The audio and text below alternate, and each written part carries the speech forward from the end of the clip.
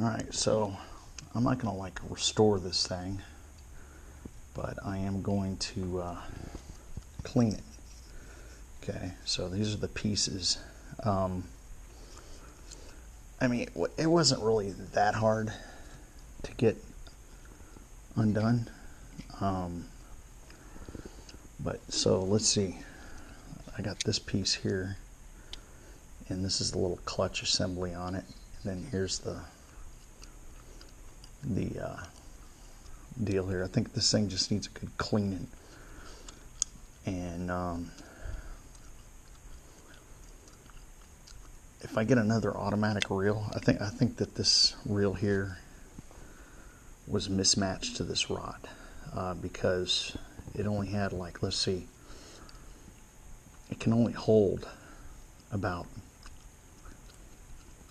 let's see, 50, it's about 60, about 20 yards of line. And this is my replacement line, and it's 90 feet, so it's 30 yards, so I'll have to cut it down. But I'm going to go ahead and finish this reel. Now, I think this reel here is from the 80s or 90s. I can't remember. So this is the vintage reel that I'm going to put on, which isn't really vintage. And I'm going to use all that stuff, but it's going to get cleaned up too. But it'll hold more and be kind of closer to what it is. But this will only hold 20 yards, about 20 yards of this. It's actually less than 20 yards. It's like 18 yards, and this looks like it's a level line. And so I might look for this in a larger size, but I like a spring-loaded reel on here. I like that idea, just to kind of keep it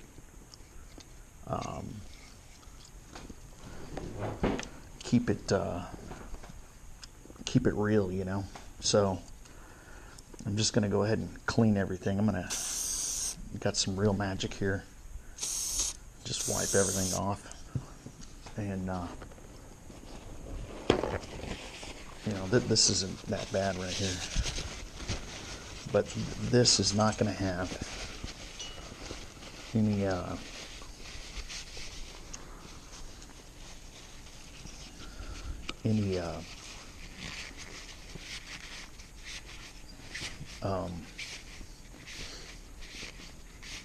use for me. It just won't put on enough line. Not that it needs that much line, but I mean, if I find something like this inexpensive, then this is going to take up a lot of line. But yeah, this fits nothing. So I got this all kind of wiped down.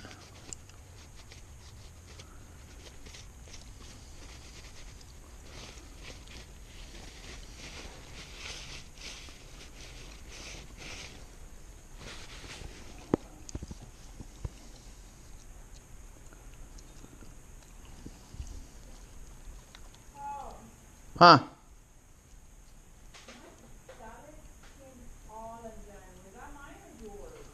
That was yours. Yeah, but the food's all over the bag. How bad? I mean, when you carry stuff, you do it. Well, it's some fucking people, man.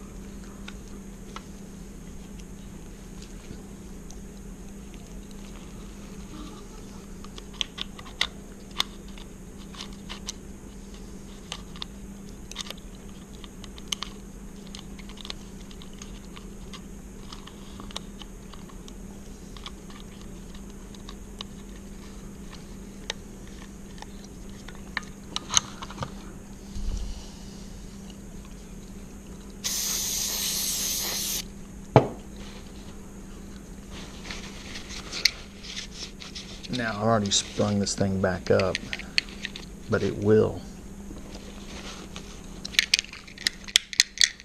It's a pretty good little spring system. Okay.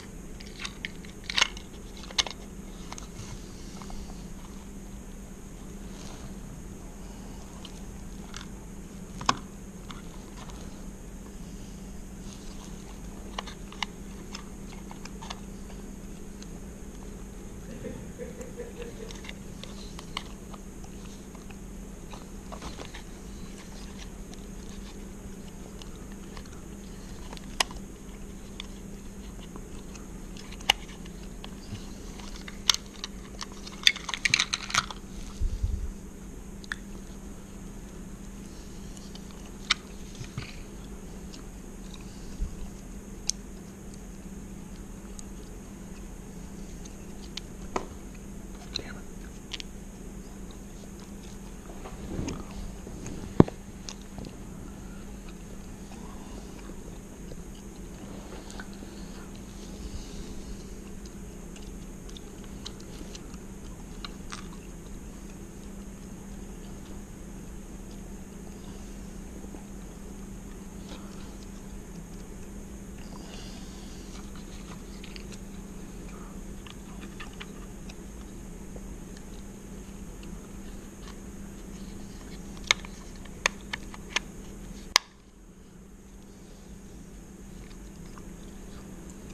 Okay. All right, so I got a new line on here.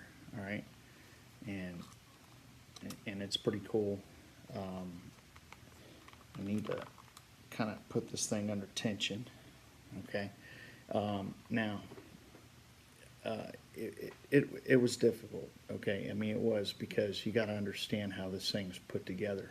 Okay, so this thing's pretty reasonably clean on the inside. I haven't really done nothing on the outside with it.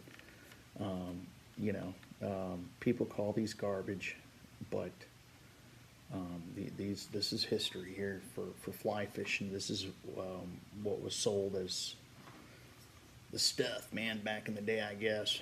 But I got this fly rod, this fiberglass one, and apparently it was made in like in the 60s, okay? And let's see, okay, and it's a Wright and McGill Dandy, and it's 7.5 feet long. I mean, it casts really nice for a fiberglass rod, and I fish fiberglass, and I love it.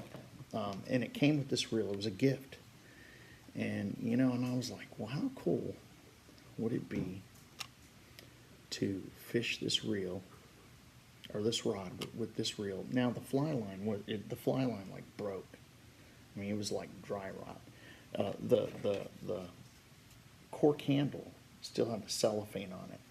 Okay, so I don't know. But I mean, this is a beautiful rod, and it's got some decent backbone. But this reel came with it, okay, and it had like this braided line with some stuff over it, like some kind of plastic or something over it, and you know, and it needed to be replaced. Now, I was able to take this reel apart, and it was a booger.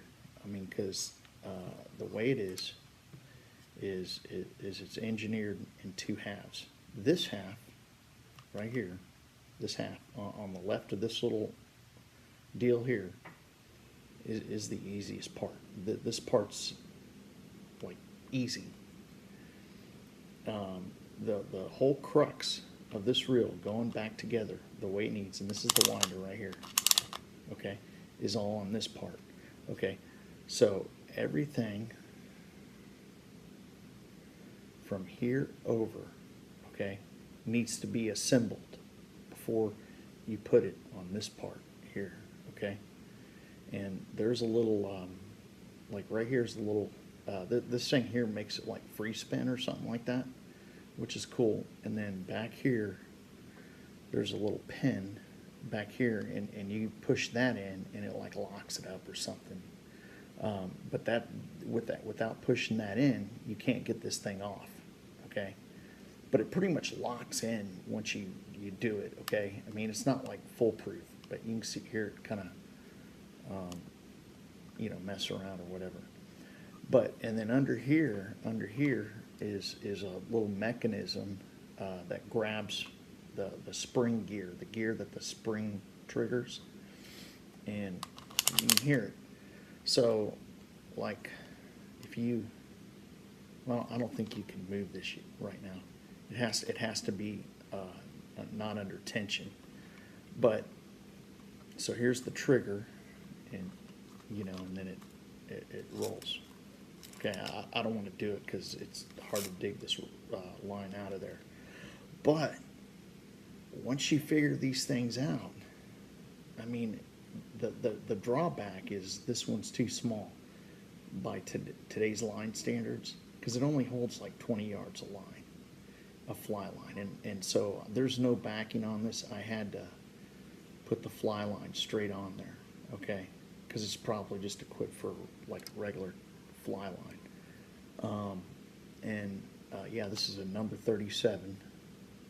So this is a cool experience. Let me tell you, you just can't let this reel outthink you, okay?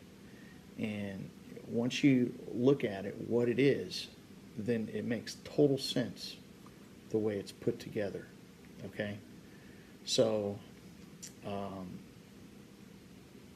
mean, it just looks. I mean, it just looks so cool with this reel on it. I mean, it's just. I mean, it's just a nice looking vintage look, And I mean, I'm glad I did it. Okay. I don't think I'm going to be happy with this line on it. And am I going to take this apart? Well, I can take it apart and put new line on it. Yeah, I can do that. What I'll probably do in the future, I might just keep this as is or whatever. But this is cool here. This is a cool experience, and very, very engineered very weirdly. Nothing that defies logic. Whoever did this should have probably like built a car out of rubber bands or something. I don't know. But people are calling this vintage garbage. That's fine. All right. Thanks for watching.